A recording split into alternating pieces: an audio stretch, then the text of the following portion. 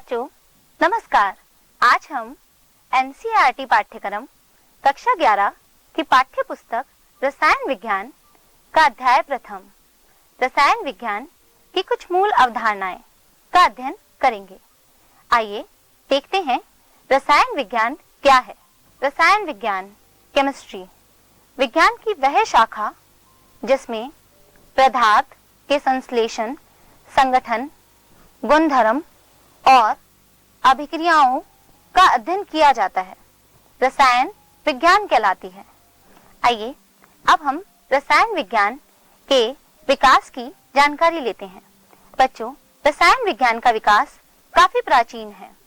भारत में कई महान वैज्ञानिक हुए हैं, जैसे नागार्जुन, कणाद, चक्रपाणी, जिन्होंने रासायनिक खोजों में और रसायन विज्ञान में अपना महत्वपूर्ण योगदान दिया है। आइए अब देखते हैं रसायन विज्ञान के महत्व को। रसायन विज्ञान का महत्व। रसायन विज्ञान का महत्व इन सभी क्षेत्रों स्वास्थ्य, सौंदर्य प्रसाधन, कृषि कार्य एवं उद्योग में है। स्वास्थ्य के क्षेत्र में रसायन विज्ञान का अत्यधिक महत्व है। कई असाध्य रोगों जैसे कैंसर, एड्स में रसायनों द्वारा निर्मित औषधियों का उपयोग किया जाता है, जिसमें सिस्प्लेटिन, टैक्सोल तथा एजेटी है। सौंदर्य प्रसाधन। सौंदर्य प्रसाधन के कई साधन जैसे शैम्पू, साबुन, अपमार्जक, डिटर्जेंट, क्रीम, इन सभी का उपयोग हम दैनिक जीवन में करते हैं जो रसायनों द्वारा निर्मित हैं। कृषि कार्य। रसायन विज्ञान का कृषि कार्यों में अत्यधिक महत्व है। उत्पादन क्षमता को बढ़ाने एवं गुणवत्ता को बढ़ाने के लिए कई तरीके के रसायनों जैसे उर्वरक एवं जीवनाशी व कीटनाशी का उपयोग किया जाता है। उद्योग। उद्योग के क्षेत्र में कई तरीके के उद्योग जैसे प्लास्टिक उद्योग, पॉलीमर उद्योग, सेरेमिक उद्योग, सीमेंट उद्योग, इन सभी में रसायन विज्ञान के द्वारा ही उत्पादन क्षमता को बढ़ाया जाता है और रासायनिक सिद्धांतों को उपयोग कर ही उत्पादन किया जाता है। आइए अब द्रव्य के बारे में जानकारी लेते हैं। द्रव्य, मैटर, कोई भी वस्तु जिसका द्रव्यमान होता है और जो स्थान घेरती है, द्रव्य कहलाती है। उदाहरण पुस्तक, कलम, कुर्सी इत्यादि। बच्चों, जैसा कि अभी हमने द्रव्य की परिभाषा को देखा, अब हम द्रव्य की अवस्थाएं, स्टेट्स ऑफ मैटर के बारे में अध्ययन करेंगे। आप चित्र में देख सकते हैं, यहाँ ठोस, द्रव एवं गैसीय पदार्थों के चित्र दिखाए गए हैं। इन सभी चित्र में कणों की व्यवस्था को दिखाया गया है। ठोस में सभी कण अत्यधिक पास हैं, जबकि द्रव में कणों में कुछ रिक्त स्थान है और गैस के कणों में सबसे ज्यादा रिक्त स्थान है। अतः कहा जा सकता है कि ठोस का निश्चित आयतन एवं निश्चित आकार होता है, जबकि द्रव का आयतन तो निश्चित है पर आकार निश्चित नहीं है, और गैसीय पदार्थों का ना तो निश्चित आयतन है और ना ही निश्चित आकार है। तो आपने देखा कि द्रव्य क्या है और द्रव्य की अवस्थाएं क्या हैं। आइए अब देखते हैं द्रव्य का वर्गीकरण। आप चित्र में देख सकते हैं, द्रव्य को मुख्यतः दो भागों में बांटा जाता है, मिश्रण एवं शुद्ध पदार्थ। मिश्रण वह पदार्थ हैं जिनमें एक या अधिक पदार्थों के कण किसी भी अनुपात में उपस्थित होते हैं। मिश्रण को दो भागों में उप विभाजित किया गया है, जो इस प्रकार हैं, समांगी मिश्रण एवं विषमांगी मिश्रण। आइए अब देखते हैं समांगी मिश्रण किसे कहा जाता है। समांगी मिश्रण वह मिश्रण है जिसमें उपस्थित सभी घटकों का संगठन समान होता है। उदाहरण जैसे जल में बना नमक का मिश्रण एवं हवा इत्यादि। आइए अब देखते हैं विषमांगी मिश्रण किसे कहा जाता है। वह मिश्रण जिसमें उपस्थित घटकों का संगठन समान नहीं होता है विषमांगी मिश्रण कहलाते हैं। उदाहरण, जल में बना चॉक पाउडर का मिश्रण एवं जल में बना मिट्टी का मिश्रण इत्यादि। तो बच्चों, आपने देखा मिश्रण और उसके उपविभाजित समांगी मिश्रण एवं विषमांगी मिश्रण क्या है। आइए अब देखते हैं शुद्ध पदार्थ क्या है। शुद्ध पदार्थ वह पदार्थ हैं जो एक ही प्रकार के कणों से अथवा एक से अधिक प्रकार के पदार्थों के कण जो कि निश्चित अनुपात में होते हैं के संयोजन से बनते हैं। इन्हें दो भागों में उपविभाजित किया जाता है, तत्व एवं यौगिक। तत्व जिनमें एक ही प्रकार के परमाणु उपस्थित होते हैं, जैसे तांबा, लोहा इत्यादि। यौगिक वह पदार्थ हैं जिनमें एक या एक से अधिक प्रकार के परमाणु निश्चित अनुपात में संयोजित रहते हैं, जैसे सोडियम क्लोराइड, जल का अणु एवं कार्बन डाइऑक्साइड इत्यादि। आइए अब जानकारी लेते हैं विभिन्न तत्वों के परमाणुओं की एवं अणुओं के बारे में। बच्चों, आप इस चित्र में देख सकते हैं, यहाँ हाइड्रोजन, ऑक्सीजन, नाइट्रोजन, कॉपर एवं सोडियम तत्वों के परमाणुओं को प्रदर्शित किया गया है। ये सभी तत्व एक दूसरे से भिन्न हैं और इन सभी के परमाणु भी एक दूसरे से भिन्न हैं। आप देख सकते हैं, इनमें से कुछ परमाणु द्विपरमाणविक है और कुछ बहुपरमाणविक भी होते हैं। जैसे कि सेकेंड इक्वेशन में दिखाया गया है, दो हाइड्रोजन के परमाणु संयोजित होकर हाइड्रोजन का एक अणु बना रहे हैं। इसी तरह इक्वेशन थर्ड में दो ऑक्सीजन के परमाणु संयोजित होकर ऑक्सीजन का एक अणु बनाते हैं। तो बच्चों, आपने देखा और सीखा कि किस तरह परमाणुओं और अणुओं का निरूपण किया जाता है। आइए अब देखते हैं यौगिक के अणु। जैसा कि मैंने आपको बताया, यौगिक में दो या दो से अधिक तत्व निश्चित अनुपात में उपस्थित होते हैं।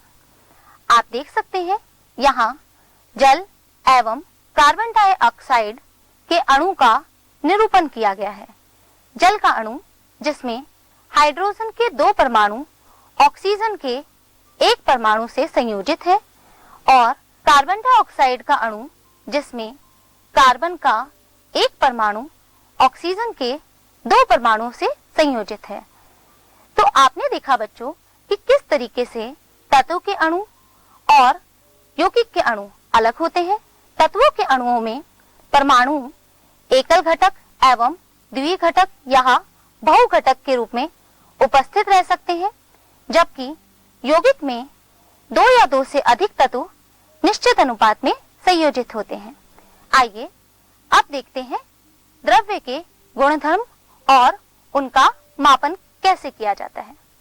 अब देखते हैं द्रव्य के गुणधर्म एवं उनका मापन।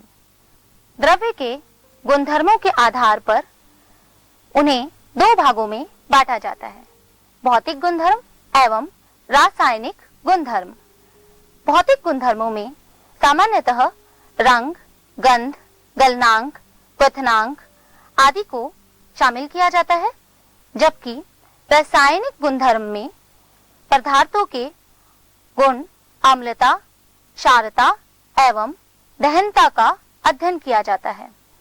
आपने देखा कि भौतिक एवं रासायनिक गुण क्या है और द्रव्य इन गुणों के आधार पर कैसे एक दूसरे से अलग होंगे। आइए अब देखते हैं इनका मापन किस तरह से किया जाता है।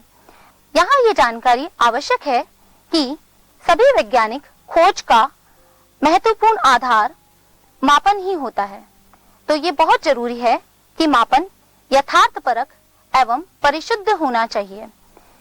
आइए अब हम वैज्ञानिक खोज की रोचक दुनिया में अपना पहला कदम बढ़ाते हुए भौतिक गुणधर्मों के मापन में प्रयुक्त पद्धतियों की जानकारी लेते हैं। भौतिक गुणधर्मों का मापन मुख्यतः 3 पद्धतियों को उपयोग में लाया गया। अंग्रेजी पद्धति, द इंग्लिश सिस्टम, मीट्रिक पद्धति, द मैट्रिक सिस्टम, मात्रकों की अंतरराष्ट्रीय पद्धति, सिस्टम इंटरनेशनल, जिसे शॉर्ट में SI कहा जाता है। अंग्रेजी पद्धति एवं मीट्रिक पद्धति को पूर्व में उपयोग किया जाता था। अब मूलतः मात्रकों की अंतरराष्ट्रीय पद्धति का ही उपयोग किया जाता है। मात्रक की SI पद्धति में 7 आधारभूत भौतिक राशियों के लिए SI मात्रक दिए गए हैं। जैसे लंबाई के लिए मात्रक मीटर है, जिसका प्रतीक m है। इसी तरह अन्य भौतिक राशियां द्रव्यमान, समय, विद्युत धारा, ऊष्मागतिकी तापक्रम, पदार्थ की मात्रा व ज्योति तीव्रता के लिए राशियों के लिए प्रतीक, उनके मात्रक एवं SI मात्रक के प्रतीक चिन्ह आप इस सारणी में देख सकते हैं। आइए अब जानकारी लेते हैं कुछ गुणक की। कई बार जब हम गणनाएं करते हैं तो उसमें मल्टीपल्स एवं सब मल्टीपल्स जैसे गुणक एवं उपगुणक का यूज करते हैं और उनमें कई पूर्व लग्नक लगे रहते हैं। इसे इस सारणी में दिखाया गया है, हम उन्हीं के बारे में जानकारी लेंगे। जैसे कि 10 की घात -24 पे पूर्व लग्नक योक्टो है, इसका संकेत y है। इसी तरह से अन्य घातांक और उनके गुणक के पूर्व लग्नक zepto, atto, femto, pico, nano, micro, milli, centi, deci, deca, hecto, kilo, mega, giga, tera, peta, exa, zetta व योटा है। इन सभी के गुणक एवं संकेत आप इस सारणी में देख सकते हैं। तो बच्चों, आपने देखा कि किस तरीके से SI पद्धति में 7 आधारभूत भौतिक राशियों के प्रतीक चिन्ह दिए गए हैं, उनके मात्रक दिए गए हैं और उनके लिए गुणक और उनके पूर्व लग्नक का हमने सारणी के माध्यम से अध्ययन किया। आइए अब देखते हैं एक प्रश्न जिसकी सहायता से हम इसे आसानी से समझ सकेंगे। प्रश्न में रिक्त स्थान को भरना है। 1 किलोमीटर बराबर डैश मिलीमीटर बराबर डैश पिकोमीटर। इसका हल करते हैं। 1 किलोमीटर की राशि 1000 मीटर के बराबर है। 1 मीटर की राशि 100 सेंटीमीटर के बराबर है और 1 सेंटीमीटर की राशि 10 मिलीमीटर के बराबर है। इसे हम एक साथ गुना करते हुए इस तरह से लिख सकते हैं। 1 किलोमीटर बराबर 1000 गुणा 100 गुणा 10 मिलीमीटर। इसे संयोजित रूप से 10 की घात 6 मिलीमीटर कहा जाता है। 1 मीटर में 10 की घात 12 पिकोमीटर होते हैं और इसे अगर 1 किलोमीटर में निरूपित किया जाए तो कुछ इस तरह से लिखा जा सकता है। 1000 गुणा 1/10 की घात -12 पिकोमीटर, जिसको सरल करने पर हमारा परिणाम 1 किलोमीटर बराबर 10 की घात 15 पिकोमीटर आता है। तो बच्चों, आपने देखा किस तरह पूर्व लग्नक को उपयोग में लेते हुए हमने इस प्रश्न को सरल किया। बच्चों, आइए अब हम कुछ भौतिक राशियों के बारे में अध्ययन करते हैं और उनके मापन की जानकारी लेते हैं। किस प्रकार प्रयोगशाला में उनका मापन किया जाता है। मापन पर चर्चा करने से पहले हम द्रव्यमान एवं भार को परिभाषित करते हैं। द्रव्यमान किसी पदार्थ का द्रव्यमान उसमें उपस्थित द्रव्य की कुल मात्रा है, जबकि वस्तु का भार उस पर लगने वाला गुरुत्व बल है। द्रव्यमान एक स्थिर राशि है, जबकि भार गुरुत्व में परिवर्तन के कारण एक स्थान से दूसरे स्थान पर परिवर्तित हो जाता है। द्रव्यमान एवं भार की परिभाषा की जानकारी लेने के बाद अब हम देखते हैं प्रयोगशाला में किस तरीके से द्रव्यमान एवं भार का यथार्थ व परिशुद्ध मापन किया जाता है। आप चित्र में देख रहे हैं, यहाँ एक तुला का चित्र दिया गया है जिसे वैश्लेषिक तुला कहा जाता है। इसके माध्यम से किसी भी पदार्थ के परिशुद्ध एवं यथार्थ द्रव्यमान को मापित किया जा सकता है। आइए अब देखते हैं आयतन, वॉल्यूम। किसी भी पदार्थ के आयतन को उसके द्वारा घेरे जाने वाले स्थान से परिभाषित किया जा सकता है।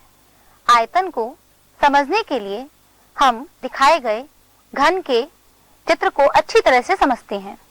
आप देख सकते हैं, यहाँ एक बड़े घन का चित्र दिया गया है जिसमें स्तंभों में 10-10 घन को दिया गया है। एक फलक पर 10 स्तंभ है, एक स्तंभ में 10 छोटे घनक हैं। एक घनक की भुजा 1 सेंटीमीटर के बराबर है, यानी एक फलक 10 सेंटीमीटर के बराबर है। इसी तरह से अगर एक छोटे घन का आयतन देखा जाए तो वो 1 सेंटीमीटर क्यूब अर्थात 1 ml के बराबर है, और अगर पूरे घन के सभी फलक को मिलाकर आयतन देखा जाए तो 1000 सेंटीमीटर क्यूब के बराबर है, जिसे 1000 ml कहा जा सकता है अथवा 1 डेसीमीटर क्यूब कहा जा सकता है। इसी तरह 1 डेसीमीटर क्यूब 1 लीटर के बराबर है। तो बच्चों, आपने देखा कि आयतन की राशियां किस तरह से एक दूसरे में परिवर्तित है और इन्हें कैसे समझा जा सकता है। Centimetre cube, millilitre, decimetre cube एवं लीटर में क्या संबंध है, इसे हमने इस चित्र के माध्यम से समझा। आइए अब देखते हैं प्रयोगशाला में किसी भी विलयन का आयतन लेने के लिए किन उपकरणों का उपयोग किया जाता है। जैसा कि आप चित्र में देख सकते हैं, कुछ उपकरण ब्यूरेट, पिपेट, अंशांकित सिलेंडर, आयतन मापी फ्लास्क। आप बच्चों देख सकते हैं, इन चित्र में कुछ मार्क दिए गए हैं। ये मार्क प्रदर्शित करते हैं कि हमें किस मार्क तक विलयन को दिए गए उपकरण में भरना है और उनका क्या मात्रक आएगा। जैसा कि ब्यूरेट में एक पैमाना दिया गया है जिसमें 0 से लेकर 50 तक के अंश अंकित हैं। ये सभी मिलीलीटर में है। पिपेट में मात्रा 25 मिलीलीटर दी गई है। इसी तरह अंशांकित सिलेंडर में 10 से लेकर 100 मिलीलीटर तक के मार्क दिए गए हैं। इसकी सहायता से हम किसी भी विलयन का एक निश्चित आयतन मापित कर सकते हैं। और आयतन मापी फ्लास्क, इसका उपयोग विलयनों की एक निश्चित मात्रा को बनाने के लिए किया जाता है। तो बच्चों, आपने देखा किस तरह से प्रयोगशाला में विभिन्न उपकरणों के माध्यम से आयतन को मापित किया जाता है। आइए अब जानकारी लेते हैं अगली भौतिक राशि घनत्व की। घनत्व, किसी पदार्थ का घनत्व ये जानकारी देता है कि उस पदार्थ के कण कितने पास पास व्यवस्थित हैं। सरल भाषा में हम कह सकते हैं किसी पदार्थ का घनत्व उसके प्रति इकाई आयतन का द्रव्यमान होता है। घनत्व का सूत्र द्रव्यमान बटा आयतन है। घनत्व का एसआई मात्रक किलोग्राम प्रति मीटर क्यूब है। पर बच्चों, ये बहुत अधिक मात्रा में है। इतना अधिक मात्रा में हम प्रयोगशाला में रसायनों का उपयोग नहीं करते हैं, अतः इसका उपयोग ग्राम प्रति सेंटीमीटर क्यूब में किया जाता है। आइए अगली भौतिक राशि ताप पर चर्चा करते हैं। ताप, टेम्परेचर। ताप को मापने के 3 पैमाने हैं, डिग्री सेल्सियस, डिग्री फ़ारेनहाइट एवं केल्विन। आइए अब इन पैमानों में संबंध देखते हैं। डिग्री फ़ारेनहाइट और डिग्री सेल्सियस पैमाने में संबंध निम्नलिखित सूत्र से निरूपित किया जा सकता है। डिग्री फ़ारेनहाइट बराबर 9/5 डिग्री सेल्सियस प्लस 32। इसी तरह केल्विन और सेल्सियस पैमाने में संबंध को निम्न सूत्र से निरूपित किया जा सकता है। केल्विन बराबर डिग्री सेल्सियस प्लस 273.15। आइए अब इसे समझने के लिए कुछ प्रश्नों को हल करते हैं। प्रश्न 35 डिग्री सेल्सियस ताप को डिग्री फ़ारेनहाइट पैमाने में परिवर्तित कीजिए। इसका हल करने के लिए सबसे पहले हम सूत्र लिख लेते हैं, जो कि डिग्री फ़ारेनहाइट बराबर 9/5 डिग्री सेल्सियस प्लस 32 है। इसमें दिया गया डिग्री सेल्सियस का मान रखने पर यह 9/5 गुणा 35 डिग्री सेल्सियस प्लस 32 हो जाता है। इसे और अधिक हल करने पर परिणाम 95 डिग्री फ़ारेनहाइट आता है, जो कि हमारा उत्तर है। आइए अब एक दूसरे प्रश्न का हल ढूंढते हैं। 25 डिग्री सेल्सियस ताप को केल्विन पैमाने में परिवर्तित कीजिए। हल देखने के लिए सबसे पहले हम सूत्र का निरूपण करते हैं। केल्विन बराबर डिग्री सेल्सियस प्लस 273.15। दिए गए मान को डिग्री सेल्सियस की जगह रखने पर केल्विन बराबर 25 डिग्री सेल्सियस प्लस 273.15 आता है। इसका हल करने पर परिणाम 298.15 केल्विन आता है। तो बच्चों, आपने सीखा किस तरह से ताप का मापन किया जाता है और उनके पैमानों को एक दूसरे में परिवर्तित किया जा सकता है। आइए अब अध्याय का एक नया टॉपिक, मापन में अनिश्चितता, अनसर्टेनिटी इन मेजरमेंट। कई बार जब हम गणना करते हैं तो प्रायोगिक गणनाओं के साथ साथ सैद्धांतिक गणनाओं में आंकड़े जो लिए जाते हैं वो काफी अधिक राशि में होते हैं, जिनका बार बार गणनाओं में सरल संचालन संभव नहीं होता है। अतः इनके लिए कई तरीकों का उपयोग किया जाता है, जैसे वैज्ञानिक संकेतन। आइए वैज्ञानिक संकेतन के बारे में जानकारी लें। इसे स्क्रीन पर दिखाए अनुसार प्रदर्शित किया जा सकता है। कैपिटल N गुणा 10 की घात स्मॉल n। यहाँ स्मॉल n एक चरघातांक है। इसका मान धनात्मक एवं ऋणात्मक हो सकता है, जबकि कैपिटल N का मान 1.000 और 9.999 के मध्य कोई भी संख्या हो सकता है। कैपिटल N को डिजिट टर्म भी कहा जाता है। आइए अब इसे समझने के लिए एक प्रश्न का हल ढूंढते हैं। प्रश्न 0.00016 को वैज्ञानिक संकेतन में लिखिए। इसका हल करने के लिए सबसे पहले हम वैज्ञानिक संकेतन का निरूपण कर लेते हैं।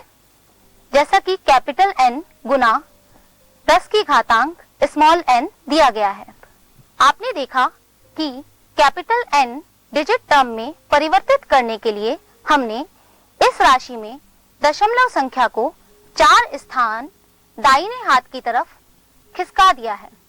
ऐसा हमने इसलिए किया है क्योंकि मैंने आपको बताया डिजिट टर्म की राशि 1.000 से 9.999 के बीच ही होनी चाहिए।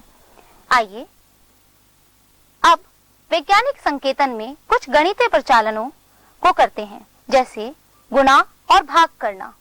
इसके लिए हम कुछ प्रश्नों का हल ढूंढेंगे। प्रश्न आपके सामने स्क्रीन पर दिया गया है। इसका हल करने के लिए हमने यहाँ राशि 5.6 गुणा 6.9 को एक साथ लिखा है, जबकि 10 को कॉमन ले लिया गया है और क्योंकि घातांक की बेस आधार राशि 10 है जो कि दोनों में उभयनिष्ठ है अर्थात कॉमन है, इसीलिए इस पे घातांकों को एक साथ जोड़ करके लिख दिया गया है। अगले चरण में हमने इन दोनों घातांक राशियों का योग किया, जिस पर 10 की घातांक 13 में यह परिवर्तित हो गया है। और अगले चरण में जब हमने 5.6 को 6.9 से गुणा किया है तो परिणाम 38.64 गुणा 10 की घातांक 13 आया है।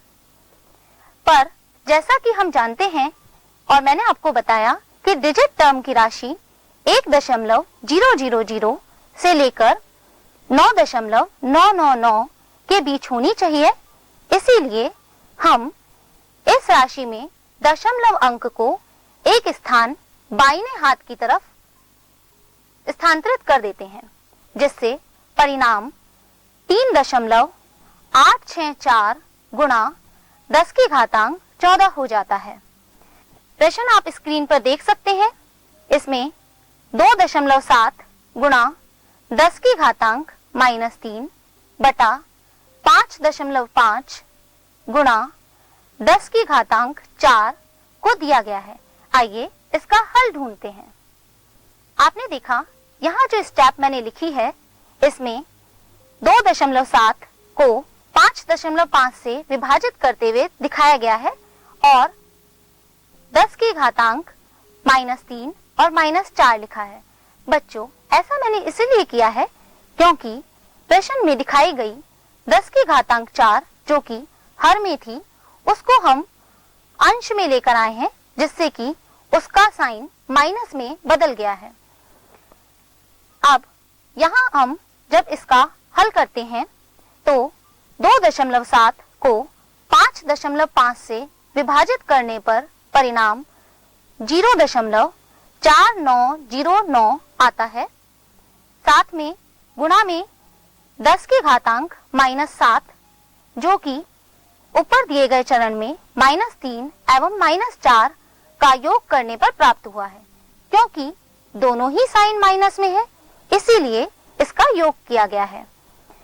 पर जैसा कि आपने देखा था, हम डिजिट टर्म 1.000 से 9.999 के बीच रखते हैं। अतः परिणाम लिखते समय हम दशमलव को एक स्थान दाहिने हाथ की तरफ स्थानांतरित करते हैं, जिससे कि परिणाम स्क्रीन पर दिखाए अनुसार 4.909 गुणा 10 की घातांक -8 में परिवर्तित हो जाता है। ये हमारा फाइनल परिणाम है। तो बच्चों, आपने देखा किस तरीके से हमने गुणा और भाग किया। आइए अब कुछ अन्य गणितीय प्रचालनों जैसे योग करना और घटाना को देखते हैं। इसके लिए हम एक प्रश्न लेते हैं और इसका हल ढूंढते हैं। आप देखते हैं कि प्रश्न 6.65 गुणा 10 की घातांक 4, 8.95 गुणा 10 की घातांक 3 का हमें योग करना है। आइए इसका हल ढूंढते हैं। बच्चों, यहाँ ये जानना बहुत जरूरी है कि जब घातांक राशियों का योग अथवा घटा किया जाता है तो उनके चर घातांक अथवा घातांक राशियां बराबर होनी चाहिए। आपने देखा प्रश्न में 8.95 के साथ गुणा राशि में घातांक 3 है, जबकि 6.65 के 10 की घातांक 4 है। अतः हल करते समय पहले हमें दोनों राशियों के घातांक राशि को बराबर करना होगा। इसके लिए हमने प्रश्न में दी गई राशि 8.95 गुणा 10 की घातांक 3 को 10 की घातांक 4 में बदला है और इसके लिए हमने दशमलव बिंदु को एक स्थान स्थानांतरित किया है, जिससे आप देख सकते हैं यह 0.895 गुणा 10 की घातांक 4 में परिवर्तित हो गया है। अब हम आसानी से 10 की घातांक 4 को कॉमन लेकर इन राशियों का योग कर सकते हैं। आइए इनका योग करते हैं। आपने देखा परिणाम 7.545 गुणा 10 की घातांक 4 है। आइए अब एक अन्य प्रश्न जो घटा पे आधारित है का हल ढूंढते हैं। बच्चों, आपने देखा इसमें भी घातांक राशियां बराबर नहीं हैं, अतः घातांक राशियों को बराबर करने के लिए हम इन्हें दशमलव स्थान को स्थानांतरित करते हैं। आपने देखा कि 4.8 को बदलकर 0.48 किया गया है, यानी यहाँ दशमलव स्थान को एक अंक दाहिने हाथ की तरफ स्थानांतरित किया गया है, जिससे कि घातांक -3 से -2 में परिवर्तित हो जाती है। अब हम आसानी से 10 की घातांक -2 को कॉमन लेकर राशियों का घटा कर सकते हैं।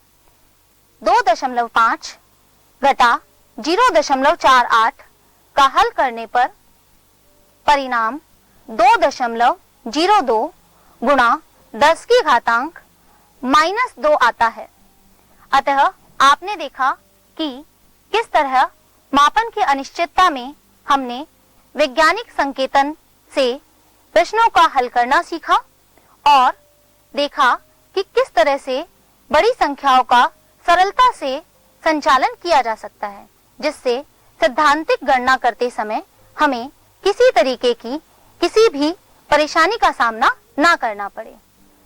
बच्चों, आज इस भाग में हमने सीखा रसायन विज्ञान क्या है, उसका विकास, महत्व, भौतिक राशियों के गुणधर्म, द्रव्य, द्रव्य की प्रकृति, द्रव्य की अवस्थाएं एवं द्रव्य का वर्गीकरण, भौतिक राशियों के मापन की पद्धति, कई भौतिक राशियों के बारे में जानकारी ली और हमने मापन की अनिश्चितता, वैज्ञानिक संकेतन के बारे में सीखा।